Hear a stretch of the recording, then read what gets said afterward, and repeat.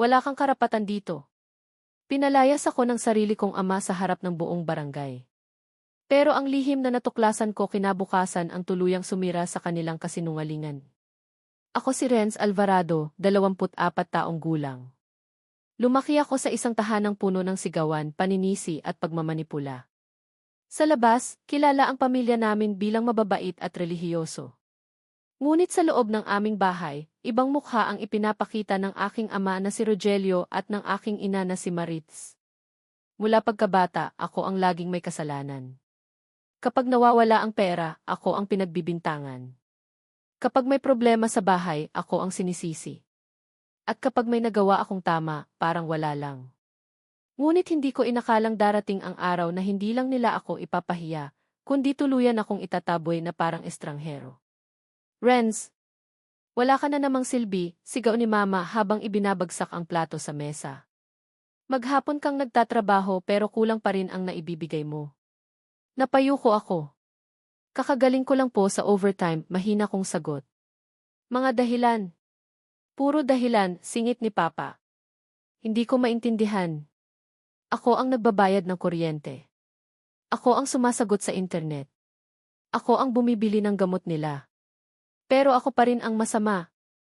Sa bawat sahod ko, halos wala nang natitira para sa sarili ko. Pero hindi sapat iyon para sa kanila. Isang gabi, may family gathering sa barangay. Naroon ang mga kapitbahay, kamag-anak at mga kaibigan ng pamilya. Habang masaya ang lahat, biglang tumayo si Papa. May gusto akong sabihin. Tumahimik ang buong lugar. Tumingin siya sa akin. At saka sumigaw. Yan anak kong Eki, walang utang loob. Parang tumigil ang mundo. Nagbulungan ang mga tao. Ano raw? Si Renz? Hindi pa doon natapos. Itinuro niya ako. Pinapakain namin siya buong buhay niya tapos ngayon sinusumbatan kami. Nanginig ako sa galit. Papa, hindi totoo iyan. Tumahimik ka. Sigaw ni Mama. Napakasinungaling mo.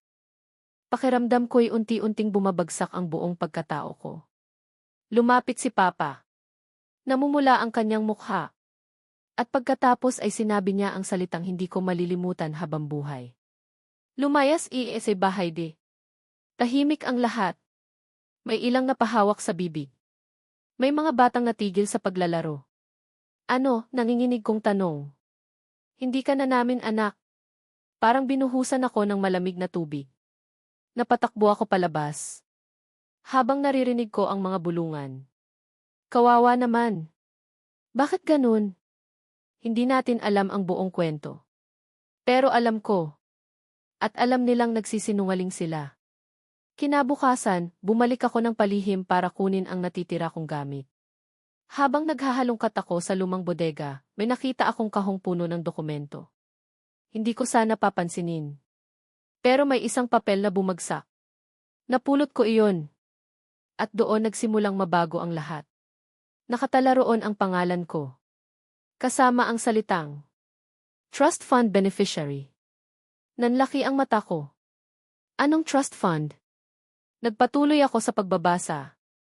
At halos mawalan ako ng hininga. May iniwang malaking pera ang yumao kong lolo para sa akin. Para sa pag-aaral. Para sa kinabukasan ko.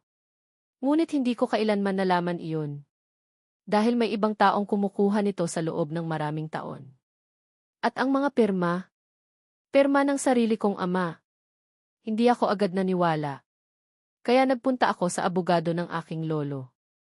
Pagkatapos suriin ang mga dokumento, seryoso niya akong tiningnan. Renz, may karapatan ka sa pondong ito.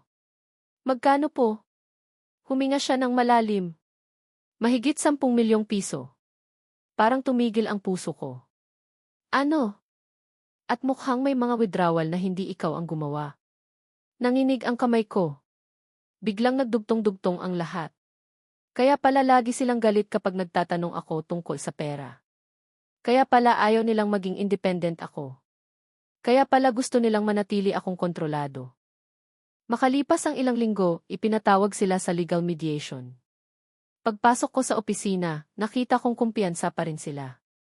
Pero nang ilapag ng abogado ang mga dokumento. Biglang namutla si Papa. Ano ito? Mga record ng withdrawals. Tahimik si Mama. Hindi namin alam iyan, bulong niya. Ngunit may ebidensya. May lagda. May petsa. May records. Hindi ninyo alam, tanong ko. Mahigit 10 taon ninyo akong niloko. Napaiyak si Mama. Ngunit hindi na ako nadala. Dahil sa unang pagkakataon. Ako naman ang may katotohanan. Habang nagpapatuloy ang usapan, may isa pang revelasyon. May inilabas ang abogado na sulat mula sa aking lolo. Nakasaad doon. Kung sakaling mabasa mo ito, Apo, gusto kong malaman mong mahal na mahal kita. Ikaw ang pinili kong tagapagmana dahil nakita ko ang kabutihan ng puso mo. Tumulo ang luha ko. Pero hindi pa tapos. May isa pang bahagi. Kung may sinumang humadlang sa karapatan mo, sana ay magkaroon ka ng lakas na ipaglaban ang sarili mo. Parang direktang nagsasalita sa akin ang lolo ko mula sa nakaraan. Sa unang pagkakataon sa buhay ko, may naniwala sa akin. Hindi ko piniling maghiganti. Hindi ko piniling sirain sila. Pinili kong lumayo. Ginamit ko ang natanggap kong mana upang magsimula ng bagong buhay. Nagpatuloy ako sa pag-aaral. Nagkaroon ng sariling bahay. At natutunang mahalin ang sarili kong matagal kong pinabayaan. Samantalang ang mga taong minsang kumontrol sa buhay ko ay naiwan sa mga bunga ng kanilang sariling mga desisyon. Moral lesson. Ang tunay na pamilya ay hindi nasusukat sa dugo, kundi sa pagmamahal, respeto at katapatan. Huwag hayaang kontrolin ka ng takot o guilt. Kapag alam mong tama ka, magkaroon ng lakas ng loob na ipaglaban ang katotohanan. Ang kasinungalingan ay maaaring magtagumpay sa loob ng maraming taon, ngunit darating ang panahon na ang katotohanan ang magsasalita ng mas malakas kaysa sa anumang panlilinlang.